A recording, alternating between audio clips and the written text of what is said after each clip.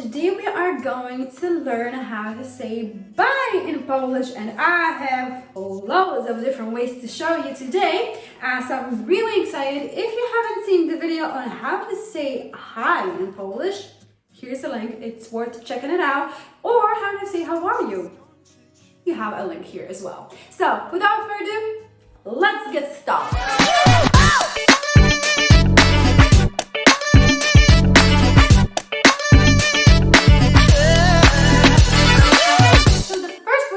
Show you, yes, I need my copy because there's quite a lot of them, okay, is a formal way, which is do widzenia, do widzenia, do widzenia.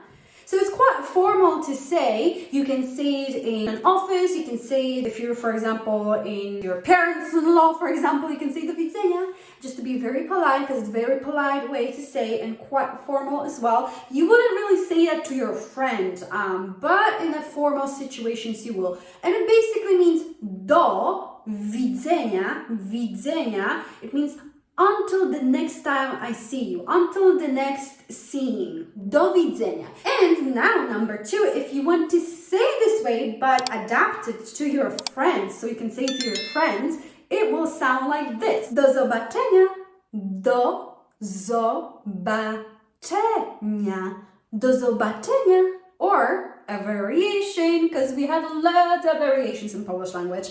Do zobaczonka. Or another variation, do zobaczyska. But do zobaczyska, it's less polite. It's not impolite, okay? I mean, you can use anything really in any language in an impolite manner. It's all about the tone of your voice. But I feel like do zobaczyska is something a guy would say more. So if you're a female, I would recommend to stick into do zobaczonka. So we've discovered these ways, and the next one, which I use so often, I think it's like my number way of saying bye to someone, is pa. So I finally found the meaning of it and the history of where it comes from. And in Poland, we often say to children since ages the word spać, which is a verb to sleep, as in go to sleep now, when we want them to go to sleep. However, over time, parents just shortened this way and just started saying pa, as in go to sleep now, pa. But again, over time, it became this colloquial way of saying bye to someone, and it's very much rooted in the Polish daily speech. And of course, there's variations of that, and I use all of those variations. Papa, papa. Or another variation, papash, papash, papash. So we have the she letter there. It can be a little bit hard to pronounce if you're not really familiar with the Polish letters. And if not, check out my alphabet video, papash. And I think my favorite variation from pa is papatki, papatki, papatki. I love it. It's so cute. Something a woman would say more, okay? Like papatki or papash. If you're a lad, I think it's like pa is more a guy way to say it. Papash, papatki is a more cute way. So, it's more feminine in a sense. But it's so widely used and it's so easy to say. It's like papa, papatki, It's definitely much easier than to say do zobaczonka, which is much longer. Do zobaczonka, you can just say papa, papa. Another one that is very popular is narazie, narazie. And narazie literally means for now.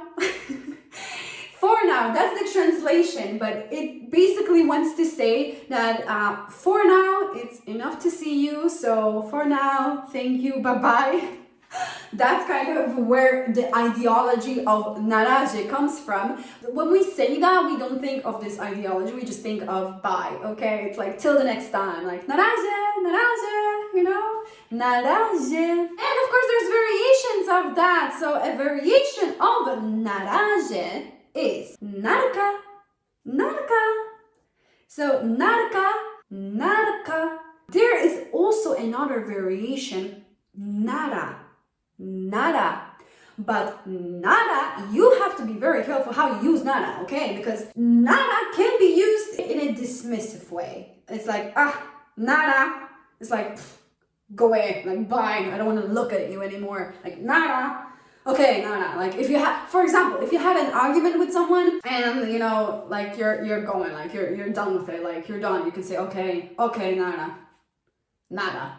But you can of course say it in a nice way. It doesn't have to be negative. But think something guys would use among each other. So if you're a guy and you have a guy friend and you know you're going on, you can say, oh, okay, no, nada.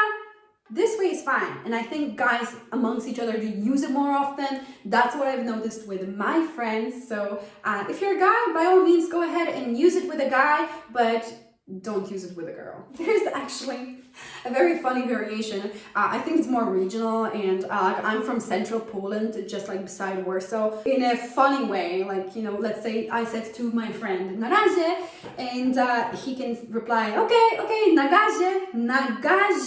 It's like a response to Narazie, and it's kind of this funny response. Like it sounds funny. It's like a joking way of saying responding to Narazie, which you can say nagazie. And nagazie means basically on gas, and I think it comes from this thinking of, you know, a car pressing the gas and like going away. So okay, nagazie, okay, go ahead on the gas and drive away. Something of this kind. So let's say you said to your friend papa and your friend responded narazie, you can say okay, nagazie. And they're gonna be like, what? How did you learn this? So yeah, you can use that too. Next one is, it can be used in both ways, in formal situations and in less formal situations, and it's żegnaj. Żegnaj. Żegnaj.